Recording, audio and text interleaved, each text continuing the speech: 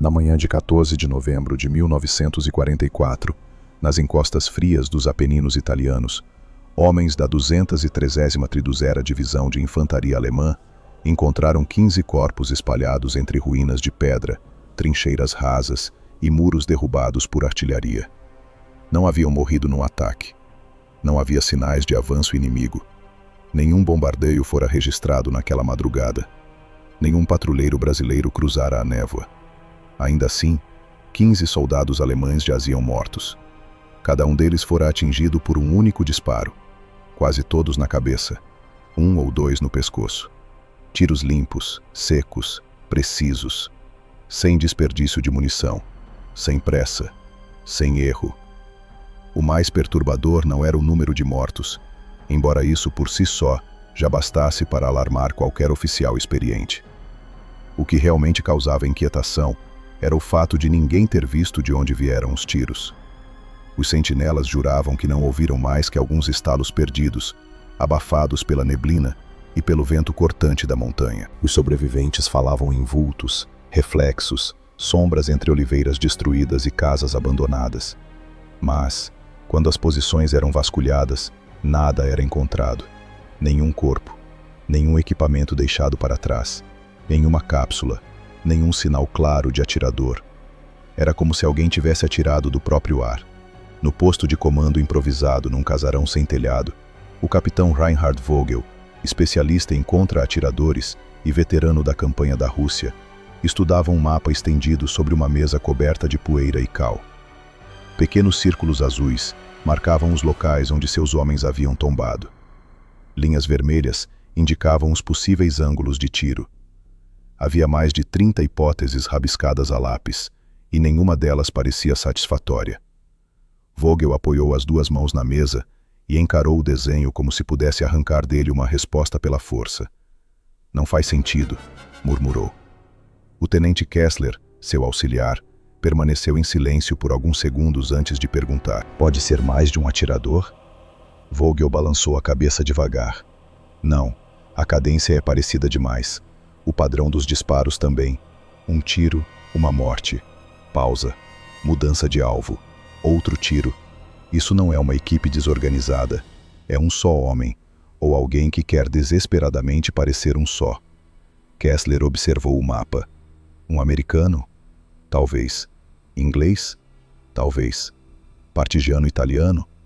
Vogel ergueu os olhos, frios. Não com essa disciplina. Do lado de fora, o vento varria a montanha e fazia gemer as vigas partidas da construção. Mais abaixo, entre castanheiros queimados e pedra antiga, a linha de frente se misturava à paisagem como uma ferida velha. Os brasileiros da Força Expedicionária Brasileira estavam entrincheirados do outro lado do vale, agarrados a encostas enlameadas, casarios em ruínas e posições cavadas na rocha. Havia semanas que ambos os lados se observavam, trocando morte em pequenas doses. Uma rajada aqui, um morteiro ali, um avanço de poucos metros pago com sangue. Mas aquilo era diferente. Aquilo tinha método. Ao meio-dia, outra baixa. Um cabo alemão que se abaixara para acender um fogareiro atrás de um muro de pedras, caiu sem emitir um som. O tiro entrou pela maçã do rosto e saiu atrás da orelha. Os homens ao redor se jogaram no chão, procurando movimento nas janelas, nos cumes, nos buracos de artilharia. Nada. Vogel foi pessoalmente até o local. Ajoelhou-se ao lado do corpo, examinou a posição, a inclinação da cabeça, a entrada da bala, o campo ao redor. Depois caminhou alguns metros, agachado, medindo ângulos com os olhos, parando de tempos em tempos, como um caçador tentando reconstruir o caminho de um animal invisível. Quando voltou ao posto de comando, trazia no rosto algo raro: incerteza. Naquela noite, mandou deslocar 2 de seus melhores atiradores para o setor. Homens treinados para perceber o brilho mínimo de uma luneta, a sombra mais sutil atrás de uma pedra, o padrão artificial em meio ao mato. Receberam ordem simples: encontrar o franco-atirador, observar sem atirar e marcar sua posição para a eliminação na madrugada. Nenhum dos 2 voltou. Na manhã seguinte, um foi encontrado caído atrás de uma parede semi-destruída, com um furo no centro da testa.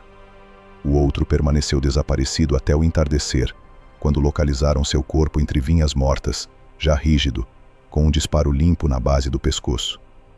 Vogel não disse nada ao receber a notícia. Apenas pegou o lápis, fez mais 2 círculos no mapa e ficou olhando para eles por um longo tempo. Agora já não se tratava de um simples atirador inimigo. Havia inteligência no que estava acontecendo. Paciência, controle. Aquele homem, se era mesmo um homem só, não disparava por impulso. Escolhia alvos úteis, observava hábitos, antecipava rotinas, esperava o momento exato e, acima de tudo, compreendia a reação de quem era caçado. Ele não atirava apenas para matar. Atirava para instaurar dúvida. Na tarde do 3º dia, uma patrulha alemã relatou ter visto, por um instante, algo incomum entre escombros do outro lado da ravina. Um vulto muito imóvel, baixo demais para ser um homem de pé, alto demais para parecer apenas entúrio. Um dos soldados apontou. Outro levou o binóculo aos olhos. Nada. Quando voltaram a olhar, a forma havia sumido.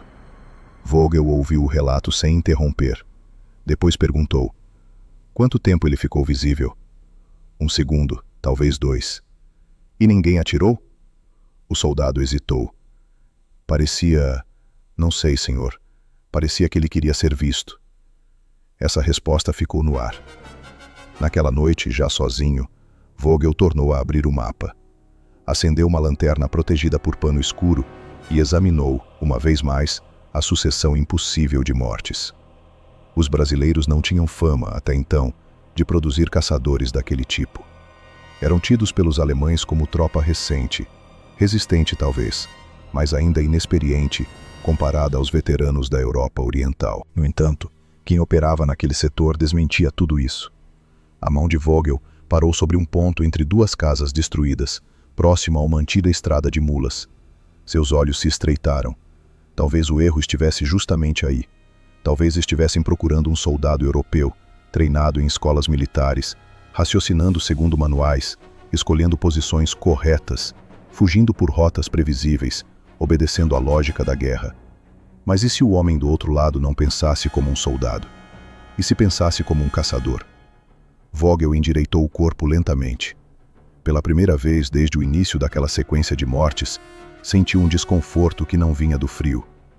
Do outro lado da linha, entre pedra, névoa e silêncio, havia alguém que compreendia a arte de desaparecer. Alguém que não disputava terreno, disputava percepção. E enquanto os alemães procuravam um atirador, talvez estivessem sendo observados por algo muito pior. Um homem acostumado, desde muito antes da guerra, a esperar imóvel até que a presa cometesse o erro de se revelar. Ele nasceu muito antes da guerra começar a existir para ele. Nasceu onde o mapa perdia importância, e a distância era medida não em quilômetros, mas em dias de estrada ruim, travessias de rio e trilhas abertas no facão. No interior de Minas Gerais, entre morros ásperos, capões de mata e córregos estreitos, havia um povoado pequeno demais para chamar a atenção de qualquer governo e antigo demais para precisar de nome em placa. As casas eram baixas, de barro batido e madeira escura. O sino da capela marcava as horas com atraso. As notícias chegavam gastas, como se primeiro precisassem envelhecer para só então alcançar aquelas serras. Chamava-se Antônio Ribeiro de Almeida, embora por muitos anos quase ninguém o tratasse pelo sobrenome. Para o pai era Tonho, para a mãe, quando não estava zangada, era meu filho. Para os homens que atravessavam a região comprando couro, milho, café e por vezes carne de caça, era apenas o rapaz do olho quieto. Ainda menino, aprendera uma coisa que não estava escrita em livro algum: o certo, o mato e o bicho não perdoavam quem tivesse pressa. O apressado espantava a caça, errava o rumo, punha o pé onde não devia, bebia água ruim, gastava cartucho à toa e voltava para casa sem nada além de cansaço e desculpas. O pai, Sebastião Ribeiro, não era homem de muitas palavras, mas possuía a paciência severa dos que aprenderam tudo pelo custo do próprio erro. Plantava o que podia, criava o pouco que a terra permitia e completava o sustento com armadilhas, pesca e caça. Não havia heroísmo nisso. havia necessidade. Em anos de seca, um tatu ou uma paca valiam mais que sermão de padre. Em tempos de chuva boa, ainda assim valiam quase o mesmo. Antônio começou cedo.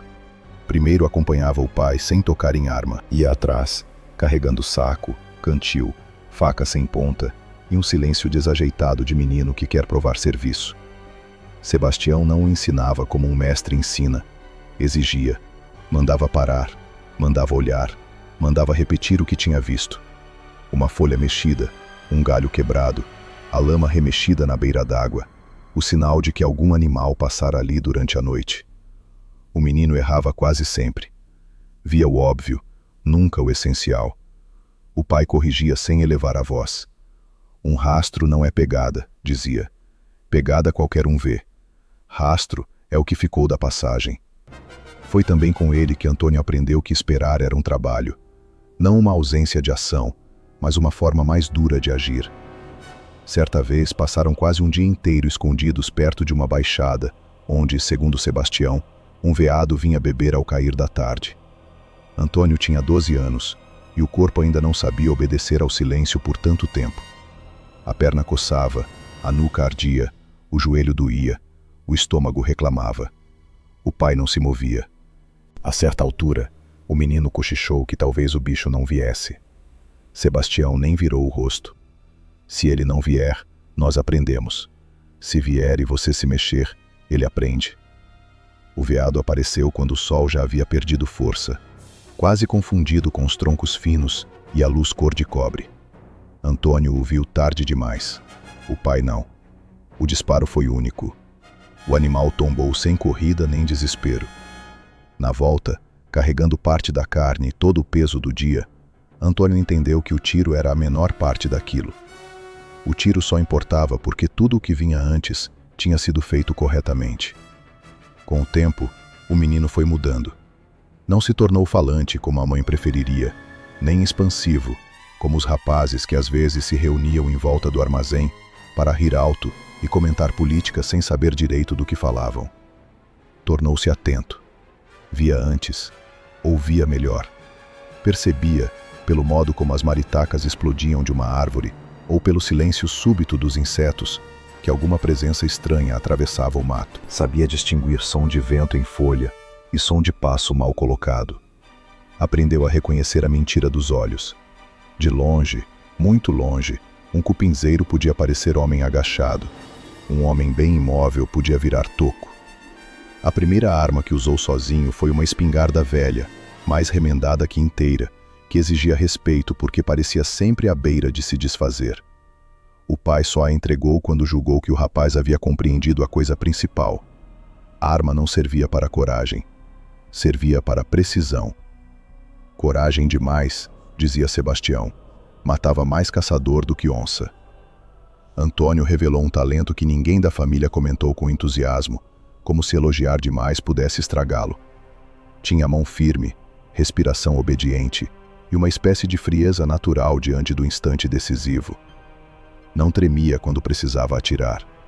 Não se deixava contagiar pelo ímpeto. Enquanto outros rapazes se excitavam ao avistar movimento no mato e disparavam cedo demais, ele parecia ficar mais calmo. Esperava o momento em que o animal, por um segundo apenas, deixava de ser fuga e se transformava em certeza. Havia nisso algo que até o pai observava com cautela. Sebastião gostava de homens controlados, mas desconfiava dos excessivamente imperturbáveis. Uma noite, depois da janta, enquanto a mãe remendava a roupa à luz de lamparina e o vento soprava fino por debaixo da porta, o velho perguntou ao filho se ele sentia alguma coisa quando matava. Antônio demorou a responder. "Sinto quando erro", disse. Sebastião permaneceu olhando para ele por alguns segundos. "E quando acerta?" Antônio abaixou os olhos para a caneca de alumínio entre as mãos. "Aí já não tem mais o que sentir." A mãe fez o sinal da cruz quase sem perceber. Ele não era cruel. Nunca demonstrara gosto por sofrimento, nem prazer inútil em ferir bicho ou homem. Ao contrário, parecia desprezar desperdício. Quando precisava matar, matava limpo. Quando não precisava, Não tocava no gatilho, recusava-se a atirar por exibição, por disputa tola ou por bravata. Para ele, cartucho perdido era sinal de mente fraca. Não aceitava sequer que se falasse alto perto de um local de espera. Dizia que o mato escutava a vaidade antes mesmo dos animais. A escola, quando existia, aparecia em sua vida aos pedaços. Houve uma professora por alguns meses. Depois ela partiu. Houve um primo que sabia ler razoavelmente e lhe mostrou o beabá em folhas velhas de almanaque. Mais tarde, um farmacêutico de outra vila lhe emprestou jornais antigos. Antônio aprendeu devagar, como quem abre picada. Lia mal no começo, mas não desistia. Descobriu em mapas e notícias um mundo que lhe parecia absurdo de tão vasto. Cidades com bondes, navios de aço, fábricas, parlamentos, exércitos. Ainda assim, nada disso o atraía mais que o rumor das árvores ao amanhecer. Foi a mãe quem primeiro percebeu que o rapaz carregava dentro de si uma distância maior que a da paisagem. Havia nele uma espécie de reserva, não de timidez, mas de separação. Antônio fazia o que devia, cuidava da roça, caçava, consertava a cerca, carregava água, ajudava nas febres do pai e na tosse persistente da irmã mais nova. Porém, parecia sempre guardar uma parte de si em algum ponto inacessível. Como se, mesmo sentado à mesa, uma metade de sua atenção continuasse do lado de fora, medindo vento, ouvindo galho, rastreando o invisível. Quando completou 20 anos, já podia passar dias sozinho no mato sem se perder. Conhecia os morros em volta, como outros homens conhecem corredores da própria casa. Sabia onde a terra afundava, onde a pedra soltava sob o peso, onde a neblina se acumulava de manhã, onde a água permanecia fresca, mesmo no calor mais duro. E, sobretudo, sabia como usar tudo isso não apenas para encontrar caça, mas para não ser encontrado. Aprendera a deixar pouco sinal, a apagar passo, a contornar terreno mole, a deitar-se em sombra ruim e ainda assim enxergar primeiro. Descobrira, antes de qualquer instrução militar, que desaparecer era uma arte concreta, feita de disciplina e humildade. Foi por essa época que começaram a chegar notícias mais frequentes da guerra. No armazém, entre sacas de feijão e querosene, os homens comentavam nomes estrangeiros, como se falassem de tempestades em outro planeta. Alemanha, Inglaterra, Rússia, África, Itália. Antônio ouvia sem grande interesse. Aquilo não pertencia ao seu mundo. Guerra, para ele, era palavra de jornal, distante e teatral. Mas aos poucos as notícias foram deixando de soar como relato alheio. O rádio de um comerciante mais próspero trouxe vozes, discursos, boletins. Depois vieram conversas sobre navios brasileiros afundados. Vieram discussões sobre convocação, sobre honra nacional, sobre combater na Europa. Ninguém no povoado sabia ao certo o que disso era verdade ou exagero. Sebastião, mais velho e mais cético, resmungava que governo sempre encontrava jeito de levar homem pobre para morrer longe. A mãe mandava calar a boca quando o assunto surgia à mesa. Antônio escutava em silêncio, não por medo, por hábito. Numa tarde de chuva curta, enquanto consertava uma coronha rachada sob a varanda, ouviu dois homens dizerem que o Brasil mandaria tropas. Um deles afirmou que italianos, alemães e americanos lutavam entre montanhas geladas e que os brasileiros iriam aprender guerra com neve, canhão e morte grossa. O outro riu da ideia de homem do interior de Minas ou do sertão nordestino indo parar na Europa. Antônio não riu. Levantou os olhos só por um instante, como se tentasse imaginar a forma daquele mundo branco e remoto. Depois voltou ao serviço. Naquele momento ainda não sabia, mas tudo o que havia aprendido sem uniforme, sem quartel e sem bandeira estava prestes a ganhar outro nome. O que o pai chamava de paciência passaria a ser disciplina. O que chamavam de caçada passaria a ser operação. O que antes era espera por um animal à beira d'água se tornaria vigília sobre ruínas, vales, estradas e homens armados. Muito antes de qualquer oficial notar sua pontaria, muito antes de atravessar o oceano, muito antes de vestir o distintivo da cobra fumando no braço, Antônio Ribeiro já havia sido moldado para aquele tipo de guerra por forças que nenhum exército podia reivindicar. A terra dura, a necessidade, o silêncio, a fome medida, o olhar do pai, a lógica fria do mato. Na Europa diriam depois que ele tinha nervos de aço, instinto raro, calma sobrenatural. Não entenderiam que nada daquilo nascera no campo de batalha. Nascera longe dali, entre serra, barro e sombra, onde o menino aprendera que o mundo quase sempre revela primeiro quem sabe esperar. Quando a guerra finalmente entrou em sua vida, não chegou como relâmpago. Não houve revelação, nem impulso patriótico, nem súbita vontade de heroísmo. Ela veio do jeito como quase tudo chegava àquelas bandas, atrasada, incompleta, embrulhada em rumores, exageros e pedaços de verdade. Primeiro foram os comentários no armazém, os nomes de países pronunciados com insegurança, as discussões sobre navios afundados no Atlântico e sobre um presidente distante prometendo resposta. Depois vieram os jornais velhos, passados de mão em mão já amarelados, com fotografias de cidades destruídas, colunas de fumaça e homens de capacete que pareciam pertencer a outra espécie de humanidade. Mais tarde, surgiu a confirmação de que o Brasil mandaria tropas. A notícia correu pelas serras com a solenidade torta das coisas grandes demais para serem compreendidas de imediato. Ainda assim, durante algum tempo, tudo continuou parecendo distante. O milho precisava ser colhido. A cerca do lado leste cedia toda vez que chovia forte. A irmã mais nova tossia nas madrugadas frias. O pai se queixava do joelho e trabalhava mesmo assim. A vida não abria espaço para abstrações. Antônio ouvia falar de batalhas em lugares cujo nome soava como pedra estrangeira na boca, mas ao sair para o mato ao amanhecer, encontrava o mundo de sempre. A terra úmida, o cheiro de folha esmagada, o silêncio anterior aos pássaros. Nada ali sugeria a Europa, exércitos, fascismo ou mapas. Foi por isso que o papel da convocação pareceu tão absurdo quando chegou. Um homem da prefeitura apareceu a cavalo, trazendo uma pasta de couro gasta e uma importância emprestada. Desceu no terreiro, com o ar de quem vinha representar a nação inteira, embora mal conseguisse manter as botas limpas de barro. Leu o nome completo de Antônio Ribeiro de Almeida, com certa solenidade, como se a formalidade pudesse diminuir a violência do ato. Entregou o documento e explicou, num tom que misturava dever e desconforto, que ele deveria se apresentar para exames e incorporação. Havia necessidade de homens aptos. O Brasil estava em guerra. Eram ordens. A mãe não disse nada enquanto o funcionário ainda estava presente. Ficou parada perto da porta, as mãos fechadas no avental, os olhos mais duros do que molhados. O pai pegou o papel, leu devagar, movendo os lábios, e o devolveu ao filho sem comentário. Só depois que o cavalo sumiu na estrada e o barulho dos cascos morreu entre os morros, é que Sebastião falou. Governo agora aprendeu o caminho daqui.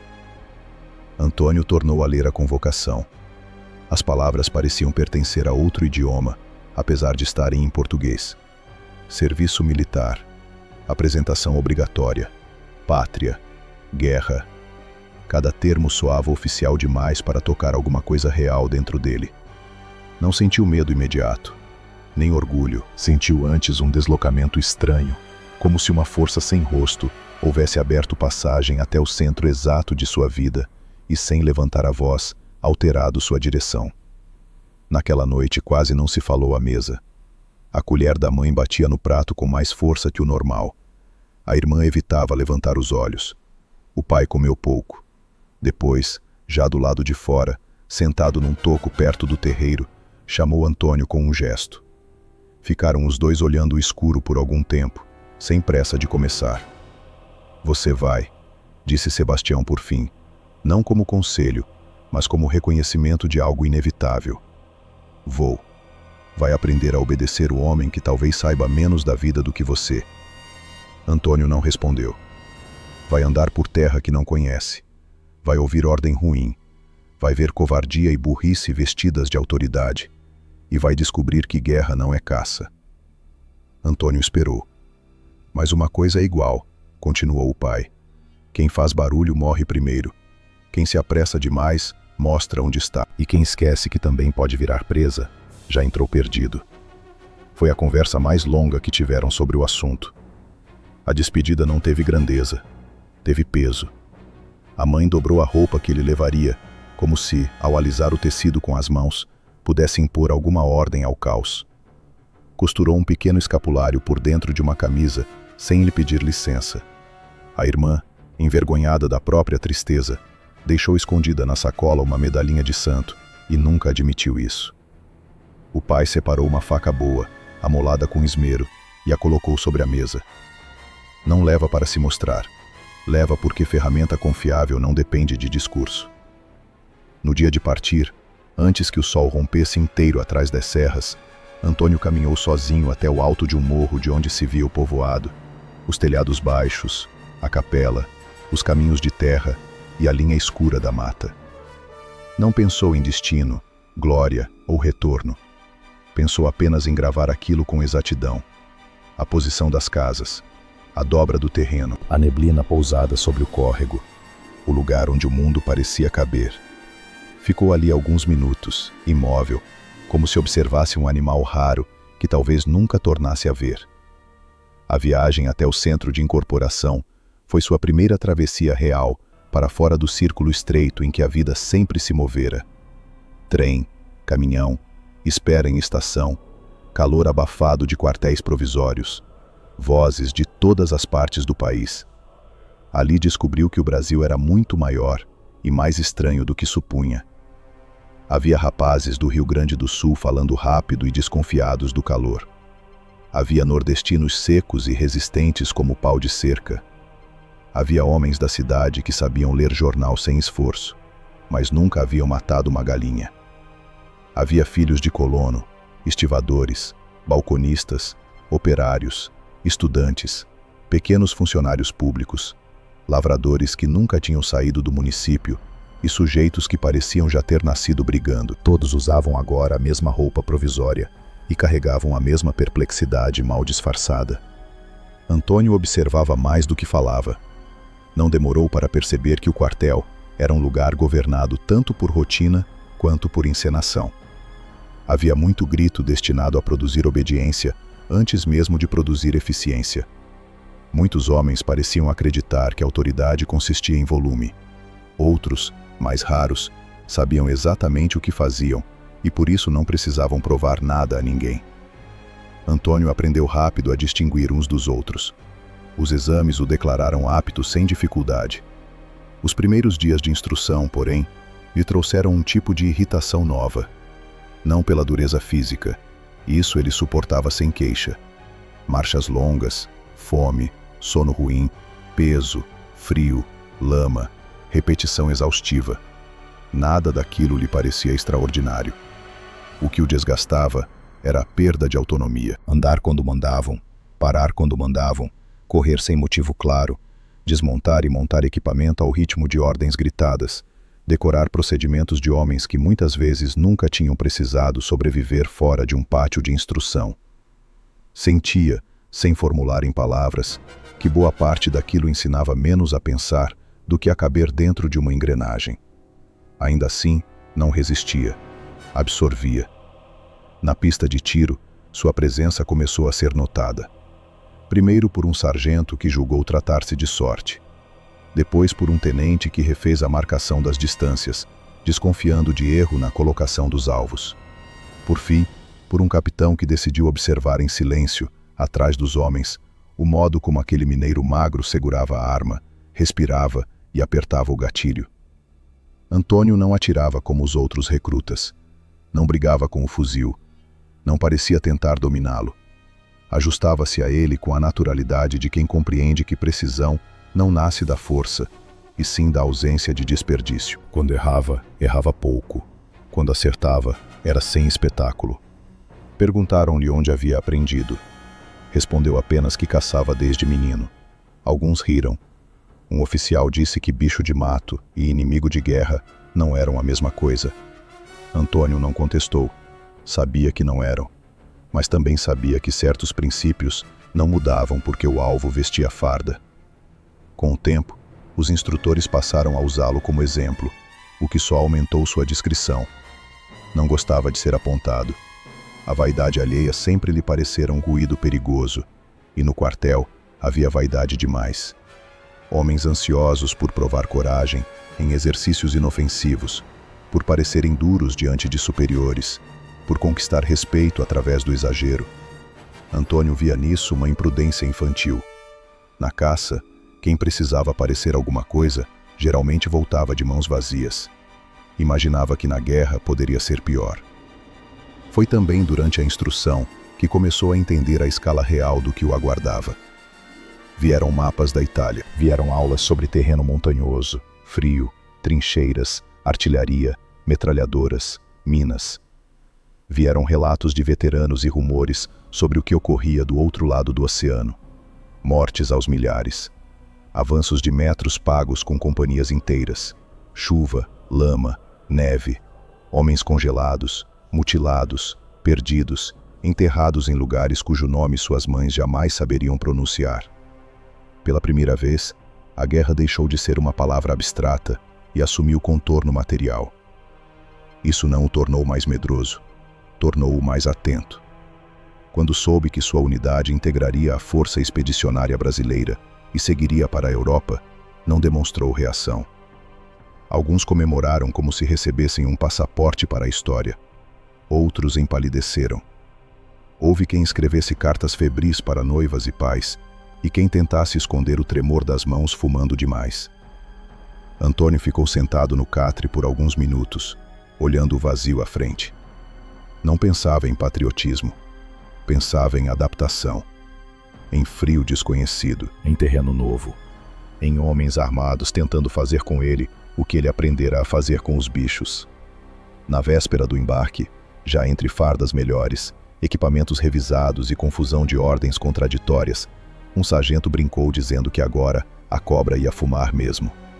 Alguns riram alto. Antônio apenas puxou a correia da mochila para sentir o peso. Queria saber como ele cairia nos ombros depois de horas de marcha. Testou a faca no lugar certo. Conferiu o cantil. Verificou a arma mais uma vez. Um companheiro de alojamento, rapaz falante de Niterói, perguntou se ele não estava nervoso. Antônio demorou um pouco antes de responder. Nervoso não. E como é que você está? Como quem vai entrar num mato que não conhece. O outro riu, sem entender. Mas era exatamente isso. Para muitos ali, a Europa surgia como palco de guerra moderna, feito de bandeiras, alianças e batalhas memoráveis. Para Antônio, era outra coisa. Era território desconhecido, frio, hostil, cheio de sinais que precisariam ser aprendidos depressa. Um lugar onde o erro custaria caro e a observação valeria mais do que bravata. Um lugar onde cada hábito mal calculado, cada sombra mal interpretada, cada impulso sem disciplina, talvez abrisse caminho para a morte.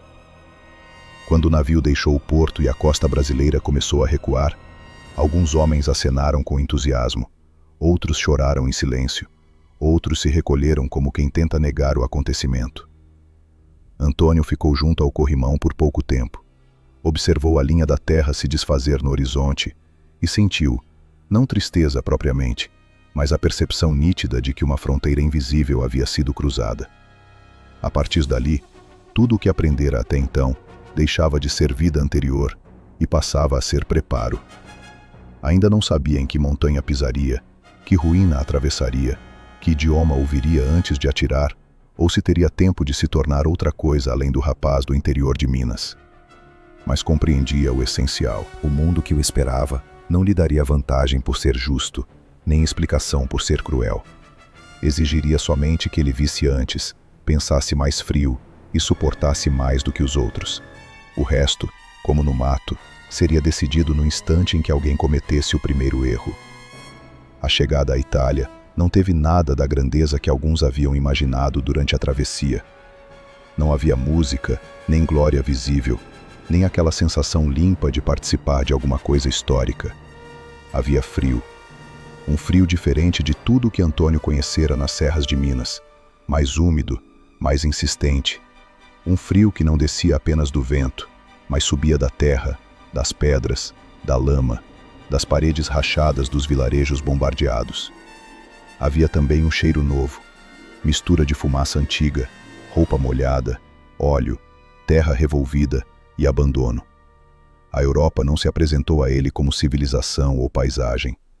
Apresentou-se como desgaste. Nos primeiros dias, tudo lhe pareceu excessivamente velho e excessivamente ferido. As estradas estreitas serpenteavam entre montanhas cobertas de névoa.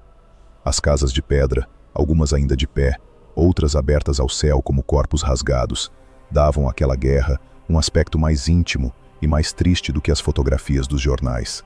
O mundo ali não estava sendo apenas disputado, estava sendo lentamente moído.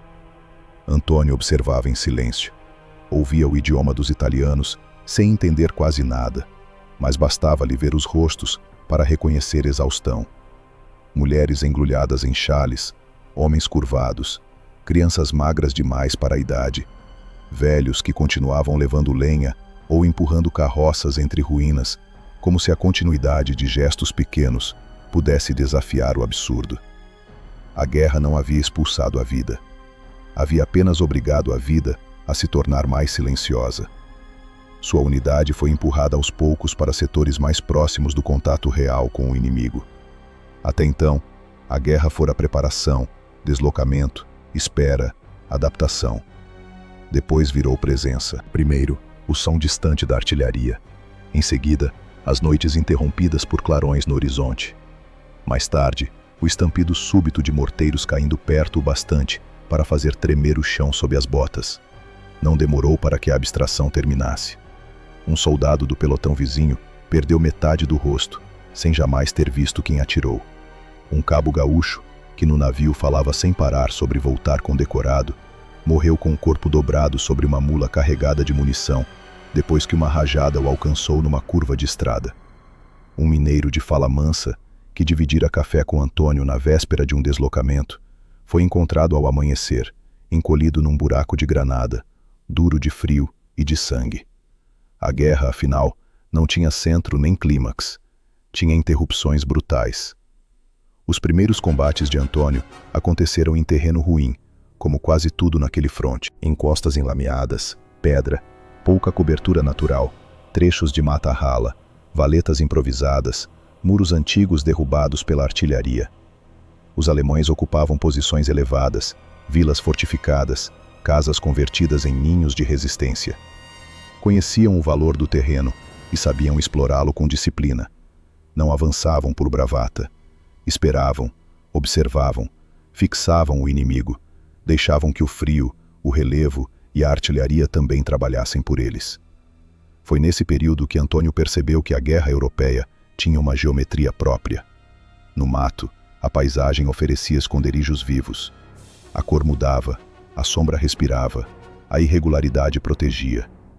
Ali não. Ali havia linhas quebradas de pedra, recortes de muro, janelas vazias, torres partidas, caminhos previsíveis entre casas mortas. O problema não era apenas encontrar onde se ocultar. Era que o inimigo também conhecia todos os lugares óbvios. O primeiro tiro que ouviu passar perto de verdade não veio com aviso. Estavam subindo uma encosta sob luz ruim, ainda sem contato visual claro, quando algo cortou o ar acima de sua cabeça com a violência seca de um inseto enorme. Um dos homens à frente caiu de joelhos, depois de lado, como se tivesse tropeçado. Só quando viu o sangue escuro escorrendo por trás da orelha é que Antônio compreendeu. Franco atirador. O pelotão se jogou no chão.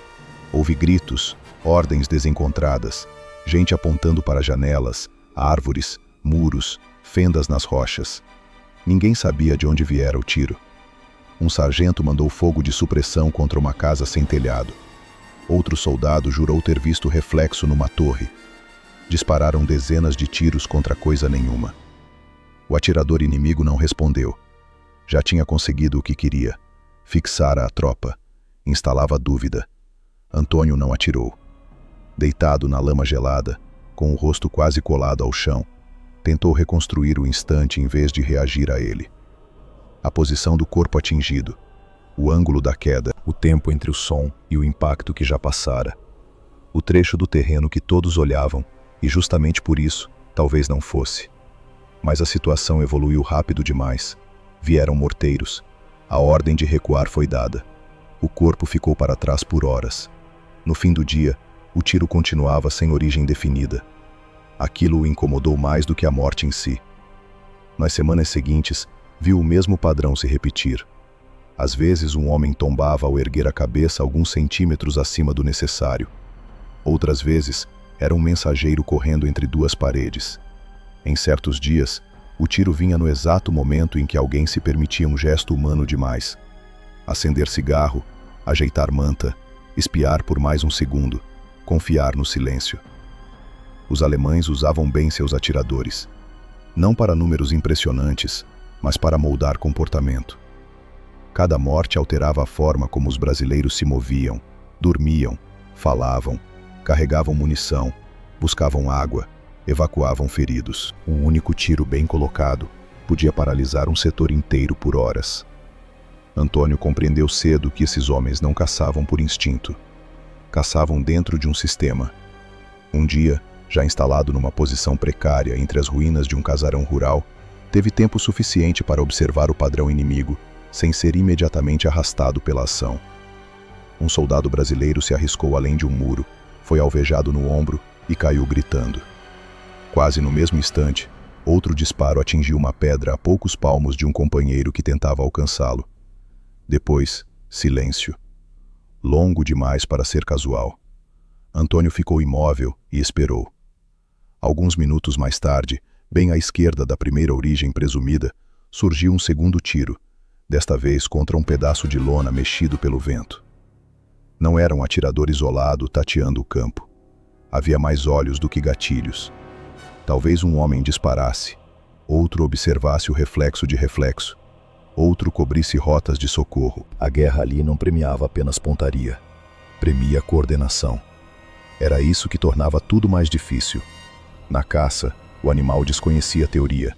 Podia ser astuto, sensível, imprevisível, mas não organizava emboscadas com outro animal armado. Naquele fronte, qualquer disparo mal pensado era respondido não por um adversário, mas por uma rede. Antônio começou a notar que alguns brasileiros morriam não por falta de coragem, nem de habilidade, mas porque ainda buscavam duelar com a lógica errada. Imaginavam um atirador e enfrentavam três funções invisíveis: quem via, quem esperava, quem matava. Esse entendimento amadureceu numa manhã de neblina espessa, perto de um agrupamento de casas de pedras semi-abandonadas. A companhia recebera a ordem de avançar alguns metros e testar resistência numa linha alemã, entrincheirada do outro lado de um pequeno vale. Não era um grande ataque, apenas mais uma dessas operações limitadas que custavam vidas inteiras para mudar mapas em centímetros. Antônio avançava abaixo, com o fuzil colado ao corpo e as pernas trabalhando na lama como se puxassem um peso morto.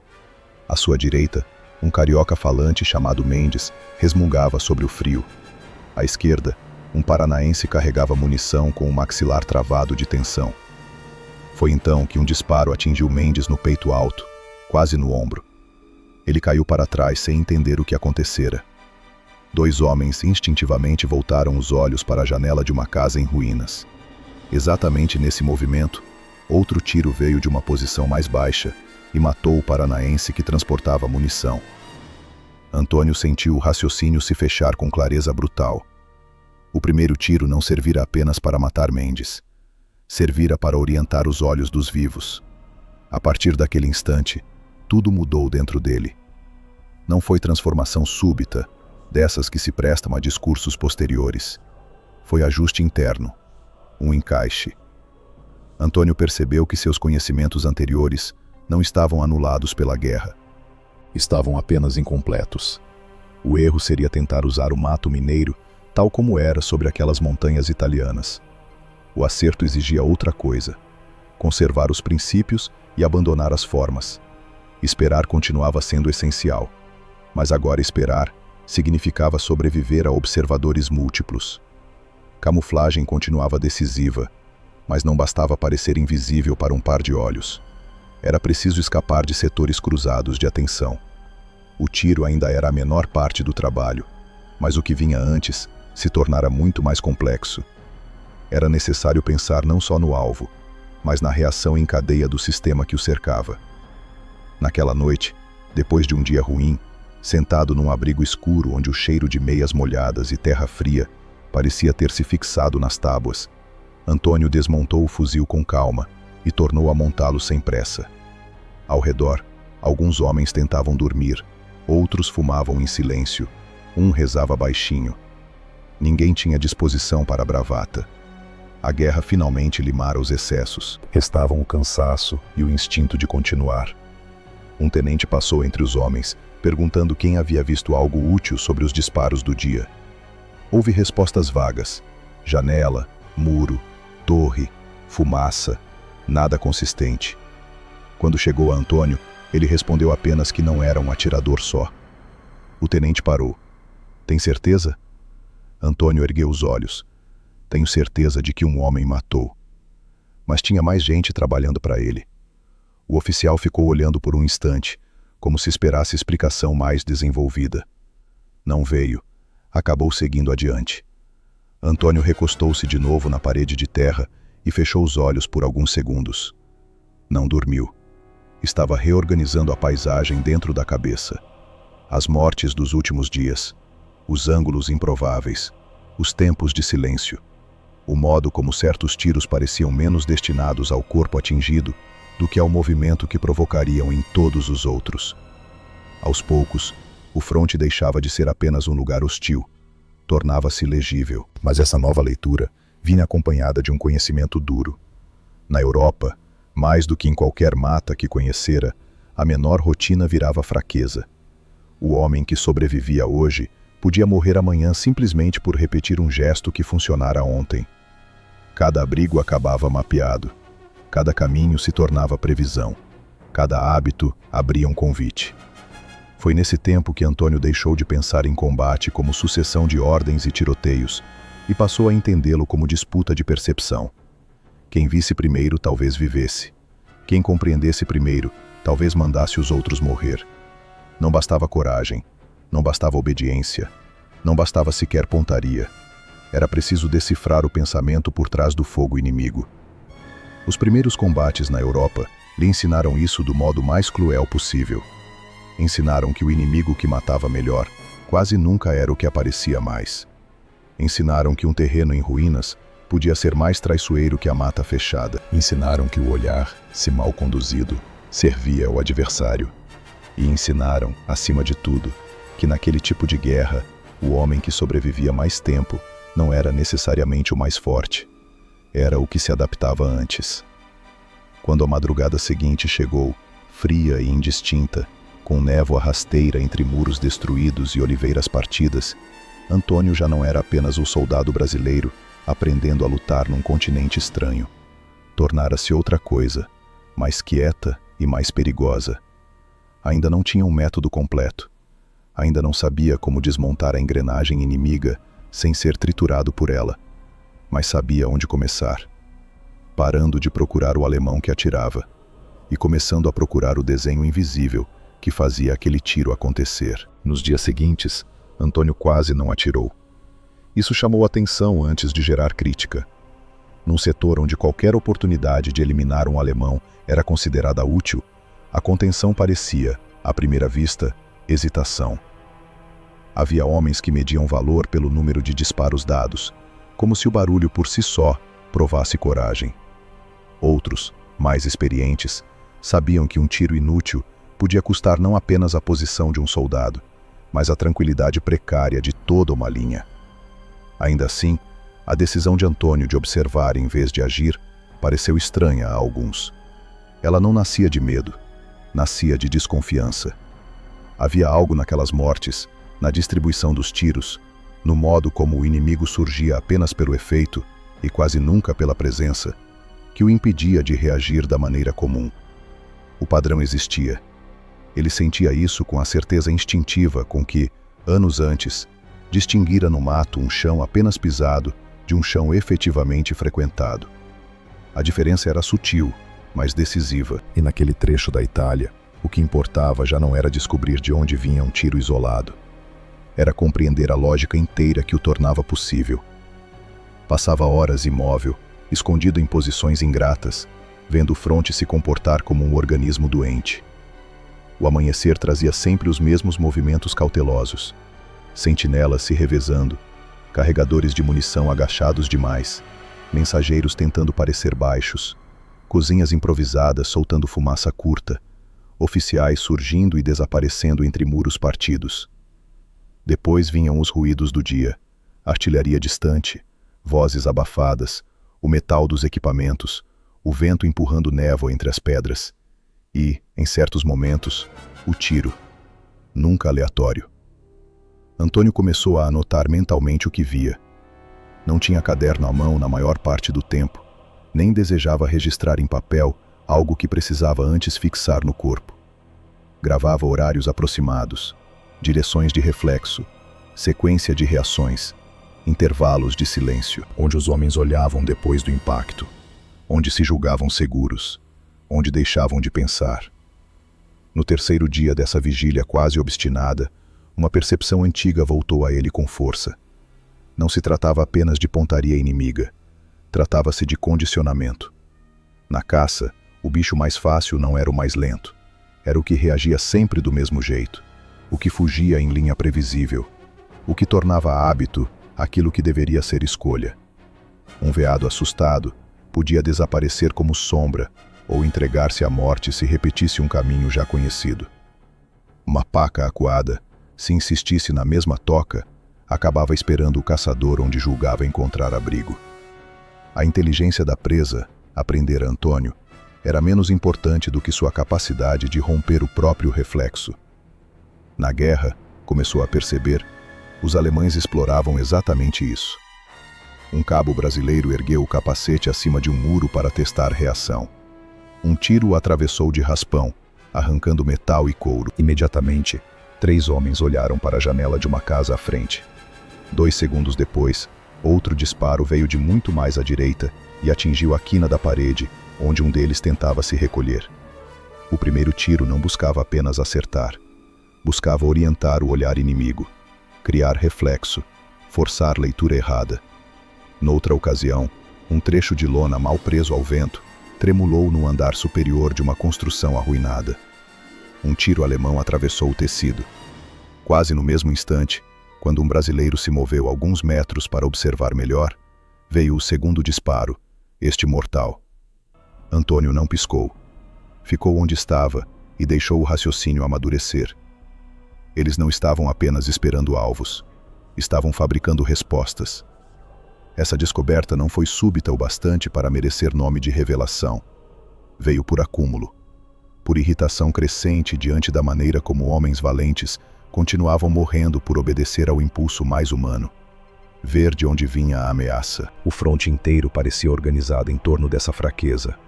Um disparo, um movimento reflexo, um segundo disparo, às vezes um terceiro, vindo de outro ângulo, fechando a armadilha. Antônio passou a observar não só os alemães, mas os brasileiros. Era desconfortável concluir isso, mas necessário. Seus companheiros, como quase todos os homens em guerra, ainda agiam como se a percepção fosse neutra, como se olhar fosse apenas receber informação. Não era. Olhar também era oferecer comportamento ao inimigo. Cada cabeça que se erguia na direção esperada, cada corpo que corria para o ferido pelo caminho mais curto, cada tentativa apressada de localizar um vulto invisível, confirmava para o outro lado que o método funcionava. Na manhã do 5º dia de observação, o ponto de ruptura se completou. Um soldado do pelotão de apoio, rapaz novo, pouco mais que um menino, saiu curvado demais de uma posição para outra, carregando caixa de munição. Estava mal protegido, mas não completamente exposto. Antônio o acompanhou com os olhos por instinto. O primeiro tiro não acertou o rapaz. Atingiu a pedra à sua frente, estourando fragmentos. O jovem se jogou para a esquerda, exatamente como qualquer homem faria. Nesse movimento, apareceu por uma fração de segundo na abertura entre 2 muros. Foi aí que o segundo tiro o pegou no pescoço. Antônio permaneceu imóvel. Os outros não. Houve gritos. Um cabo tentou arrastar o corpo. Um sargento apontou para uma elevação coberta de arbustos secos. 2 homens abriram fogo sem alvo certo.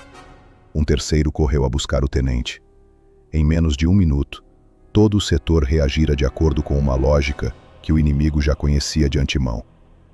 A caixa de munição tombada no barro, o sangue escuro entrando devagar nas ranhuras da pedra, os disparos inúteis contra vazios, tudo isso se encaixou dentro de Antônio com uma nitidez quase fria. O rapaz morto não fora exatamente abatido por estar exposto, fora conduzido à exposição final por um primeiro tiro calculado para moldar sua fuga. E os vivos, ao responderem como se espera de vivos sob ameaça, apenas alimentavam a máquina. Naquela tarde, enquanto o resto da companhia comentava a morte com raiva cansada e os oficiais discutiam a origem provável dos tiros em torno de um mapa impreciso, Antônio se afastou alguns metros e ficou olhando para o vale. A névoa subia preguiçosa entre os muros, e por um instante, tudo pareceu demasiado quieto para um lugar onde homens morriam diariamente. Ele não sentia a indignação do modo teatral que alguns imaginavam indispensável. Sentia outra coisa, uma clareza severa. Os alemães estavam fortes, não porque fossem mágicos, mas porque haviam transformado o campo de batalha num mecanismo de estímulo e resposta. Eles viam movimento e reagiam. Viam um vulto e atiravam. Viam um gesto de socorro e o transformavam em novo alvo. Tudo funcionava depressa demais para passar pela reflexão. Foi aí que Antônio percebeu a fragilidade escondida dentro daquela eficiência. O homem que pensa pouco entre ver e disparar pode ser rápido, mas também pode ser conduzido. A ideia não nasceu completa. Primeiro foi apenas um incômodo, depois um fio, em seguida uma certeza silenciosa. Se o inimigo dependia da reação automática ao que parecia alvo, então talvez fosse possível oferecer alvos sem oferecer homens. Não bastava esconder-se melhor. Era preciso mexer no comportamento do outro, forçá-lo a agir segundo um reflexo conhecido, arrancá-lo da invisibilidade não pela força, mas pelo hábito. Isso o atingiu com a mesma lógica simples de certas armadilhas do interior. O bicho desconfiado raramente entrava onde havia cheiro humano demais, mas quase sempre cedia ao objeto colocado no ponto exato, no momento exato, apelando não à fome apenas, mas à resposta inevitável que seu próprio corpo aprendera a repetir. O truque não estava em enganar pela perfeição, estava em tocar o instinto antes que a cautela pudesse organizar pensamento. Na guerra, concluiu Antônio, o alemão bem treinado podia saber que um capacete surgido acima de um muro era armadilha. Mas saber não era o mesmo que resistir ao reflexo de alvejá-lo. Essa foi a virada. Não exterior, interior. Naquela noite, pela primeira vez desde que chegara àquele setor, ele sentiu que deixava de apenas suportar o problema e começava a enxergar uma forma de quebrá-lo. Não a solução inteira, ainda, mas um princípio. O inimigo construíra sua superioridade em torno do hábito de provocar movimento e punir reação. Antônio começou a entender que seria preciso inverter esse eixo, criar movimento falso, produzir ilusão controlada, fazer o alemão acreditar que decidia quando, na verdade, estaria sendo levado a obedecer. Um tenente veio procurá-lo perto do abrigo, já escurecendo, para perguntar por que continuava segurando fogo. «Porque ainda estou vendo», respondeu Antônio. «Vendo o quê?» «Como eles pensam». O oficial franziu a testa, talvez esperando algo mais militar, mais imediato, mais fácil de transformar em ordem. Não recebeu. Ficou alguns segundos em silêncio e então perguntou: «E o que você viu?» Antônio demorou um pouco antes de responder. Escolhi as palavras como quem testa o chão antes de pôr peso. Vi que eles não caçam só homem, caçam resposta, e que atiram antes de pensar. O tenente pareceu não entender totalmente, mas percebeu, ao menos, que não se tratava de desculpa. Havia no rosto de Antônio uma calma que já não era apenas reserva natural. Era concentração em estado quase duro, como se algo dentro dele estivesse se rearranjando com precisão. Depois que o oficial saiu, Antônio continuou acordado por muito tempo. O abrigo cheirava a terra úmida, querosene e pano molhado. Um soldado ressonava baixo num canto. Outro mexia em cartas já lidas tantas vezes que quase se desfaziam. Lá fora, a noite ocupava ruínas, valas, colinas e árvores despidas com uma indiferença antiga. Antônio fechou os olhos e viu o pai, não como memória sentimental, mas como presença de ensinamento. A espera junto à baixada, o veado que não surgira, a frase dita tantos anos antes. Se vier e você se mexer, ele aprende. Ali, na Itália, era a mesma lei sob outra forma. Durante dias, os brasileiros haviam se movido e o inimigo aprendera. Agora, pensou Antônio, era hora de fazer o inimigo aprender a coisa errada. Quando amanheceu, ele já não estava apenas tentando sobreviver aos primeiros combates da Europa. Tinha atravessado um limite mais importante. Compreendia, enfim, que aquele fronte não seria vencido com melhor coragem, nem com mais pressa, mas com manipulação da percepção. Não bastava atirar bem. Era preciso dominar o instante anterior ao tiro, o instante em que o outro acreditava ter visto algo real. A partir daí, o problema deixava de ser puramente defensivo e se transformava em caça. Na manhã seguinte, Antônio começou a trabalhar sem anunciar plano a ninguém. Não por desconfiança dos próprios companheiros, embora desconfiasse da ansiedade deles, nem por gosto de mistério, simplesmente porque certas ideias, antes de virarem ordem, precisavam sobreviver ao primeiro teste do mundo real. Se falhassem, seriam apenas mais uma teoria improvisada entre homens cansados. Se funcionassem, o resultado falaria por si. Escolheu primeiro o terreno. Passou boa parte do dia observando um trecho de ruínas entre duas casas de pedras semi-abertas, um curral destruído e a parede partida de uma capela pequena, atingida por artilharia meses antes. Dali, se enxergava uma dobra do vale que os alemães usavam para movimentação curta entre posições. Não era uma grande rota, mas tinha valor suficiente para atrair atenção. Mais importante, do lado brasileiro, o setor oferecia vários pontos aparentemente plausíveis para um observador inimigo imaginar a presença de um atirador. Uma janela alta, um buraco em muro, a quina de um telhado afundado, uma fenda entre pedras. Era justamente por isso que Antônio descartou todos. Os lugares óbvios pertenciam ao inimigo tanto quanto ao terreno. Ele procurou outra coisa. Um ponto baixo demais para parecer útil, desconfortável demais para ser escolhido por doutrina, estreito demais para permitir o tipo correto de disparo a um homem comum. Encontrou o que queria atrás de um amontoado de vigas caídas e terra endurecida, onde parte do piso de uma cocheira desabara para dentro de um antigo compartimento de armazenamento. Dali, deitado de lado e torcendo o corpo num ângulo ingrato, seria possível observar por uma abertura irregular rente ao chão. Quase ninguém olharia para ali como posição de tiro. Parecia apenas entulho mal assentado e sombra acumulada. Quando voltou ao abrigo naquela noite, trazia barro nas mangas, pedra nos joelhos e uma decisão cada vez mais limpa. Não contaria tudo, mas precisaria de ajuda. Escolheu 2 homens discretos, bons o bastante para obedecer sem começar a interpretar demais. Um deles era o cabo Nascimento, baiano magro de fala econômica, que sabia rastejar como quem já passara a vida evitando ser notado. O outro era Lopes, sulista de mãos firmes, mais velho que a maioria, um homem sem necessidade de parecer corajoso porque a coragem, nele, já havia perdido o brilho teatral. Antônio pediu que recolhessem objetos no setor morto entre as linhas. Capacetes abandonados, pedaços de manta, correias, restos de madeira, arame, qualquer coisa que pudesse, a certa distância, sugerir vida sem realmente oferecê-la. Nenhum dos dois fez pergunta na hora.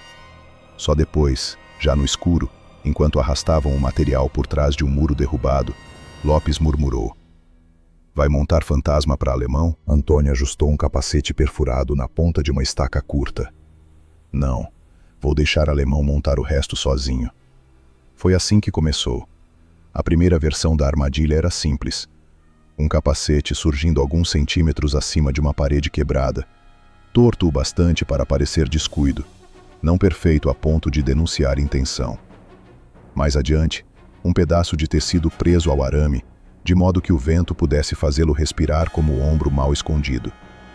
Noutro ponto, junto a um monte de pedras pretas de fuligem, uma pequena brasa protegida, quase invisível, que em certos momentos lembraria o breve acender de cigarro em posição de espera. Nada disso precisava enganar completamente. Precisava apenas tocar o reflexo certo. Antônio distribuiu os falsos sinais com parcimônia. Sabia que excesso virava caricatura. O bom ardil não era aquele que parecia impecável, e sim o que surgia plausível em meio ao desgaste da guerra. Um soldado cansado erra à altura do capacete. Outro se protege mal atrás da parede. Um terceiro fuma onde não deveria. O inimigo confiava na repetição dessas falhas humanas. Antônio decidiu alimentá-la. Na madrugada seguinte, já instalado na posição impossível que escolhera, ajustou o corpo entre pedra, madeira úmida e ferragem retorcida, até encontrar um equilíbrio doloroso. O ombro direito ficou comprimido, a perna esquerda dobrada num ângulo ruim, o pescoço tenso. Não importava. Anos antes aprendera que desconforto não era obstáculo, apenas companhia. Respirou devagar, acomodou o fuzil e deixou os olhos se acostumarem à abertura mínima por onde veria o mundo. A manhã cresceu devagar sobre o vale. Neblina baixa, pedra molhada. Um silêncio que não era ausência de som, mas suspensão de decisão. Do lado alemão, começaram os movimentos usuais. Revezamento de vigias, vultos rápidos atrás de muros, sombras desaparecendo em portas sem porta. Antônio não procurava homens, procurava a atenção. Quase uma hora se passou sem nada. Depois, um disparo seco. O capacete da parede rachada saltou para trás e caiu. Antônio não se moveu. Era exatamente aí que muitos estragariam tudo. Veriam a origem provável, tentariam responder depressa, entregariam posição ao sistema inimigo. Antônio fez o contrário. Continuou imóvel, usando não o gatilho, mas o silêncio. Esperou que o homem do outro lado se acomodasse na falsa certeza de ter apenas eliminado um descuido ou testado um alvo menor. Esperou o segundo reflexo. Ele veio 20 e poucos minutos depois. A pequena brasa junto à fuligem brilhou mais uma vez, controlada por nascimento de outra posição, escondido o bastante para não se expor. Quase imediatamente, um segundo tiro cortou o ar. Antônio viu então o que precisava. Não o corpo inteiro, mas o breve lampejo lateral de um disparo, saindo de um recorte escuro na base de uma construção meio afundada. Um clarão mínimo, quase nada, mas suficiente. Ainda assim, não atirou. Segurou a vontade com a mesma firmeza com que segurava a respiração. Um inimigo alerta depois de revelar posição é metade armadilha. Ele precisava da certeza relaxada que vem depois, no instante em que o homem acredita ter agido sem consequência. Esperou mais. O terceiro sinal foi o tecido preso ao arame, mexido pelo vento e por um toque quase imperceptível de Lopes, do outro lado do setor. Novo tiro. Desta vez Antônio viu melhor. Não apenas o lampejo, mas o contorno rápido de um rosto retraindo-se atrás de pedra escura. Atirou uma única vez. A distância não era extrema, mas o ângulo era ingrato. Mesmo assim, o vulto desapareceu como se alguém tivesse puxado a sombra para baixo. Não houve segundo movimento. Antônio continuou onde estava. Não sentiu exaltação, nem triunfo.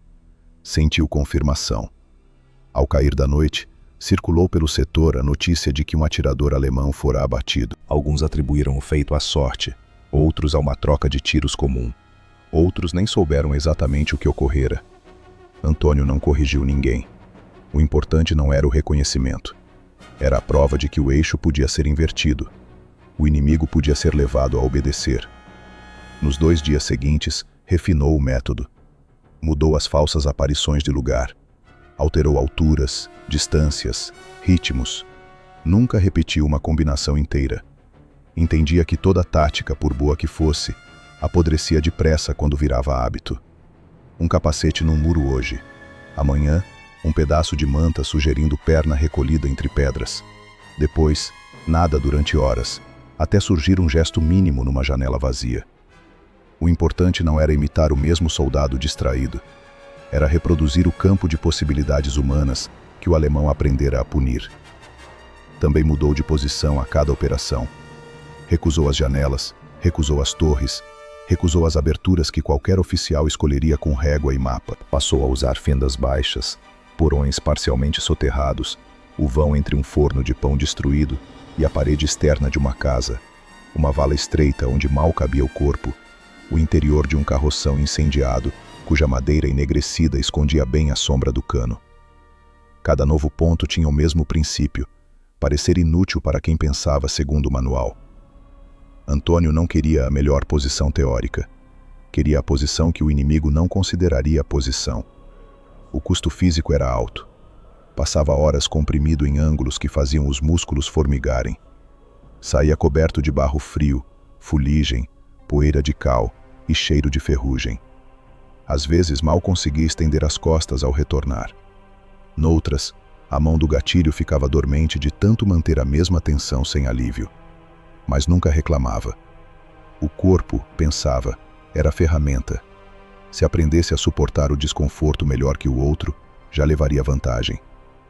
A novidade começou a produzir efeito no setor. Os alemães, antes tão confiantes em alvejar qualquer movimento sugerido, passaram a responder de modo menos limpo. Alguns tiros vinham rápidos demais, denunciando nervosismo. Outros demoravam, como se agora o próprio reflexo estivesse em disputa com a suspeita.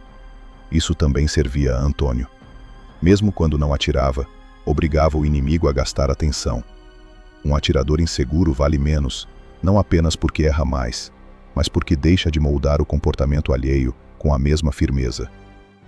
Um tenente brasileiro, depois de observar a alteração no padrão dos disparos inimigos, aproximou-se de Antônio numa tarde de vento duro e perguntou o que exatamente ele estava fazendo. Antônio pensou um pouco antes de responder. Estou fazendo eles duvidarem do que vem. O oficial olhou para os capacetes furados, para os pedaços de pano e para o terreno aparentemente banal à frente. E isso basta? Antônio voltou os olhos ao vale. Quando o homem armado começa a duvidar do olho, ele já está meio derrotado. Havia verdade nisso, mas não toda a verdade. A outra metade estava em algo que ele não disse. A dúvida por si só não mata ninguém. O que mata é a vontade do homem de escapar da dúvida rápido demais. Era essa vontade que Antônio explorava.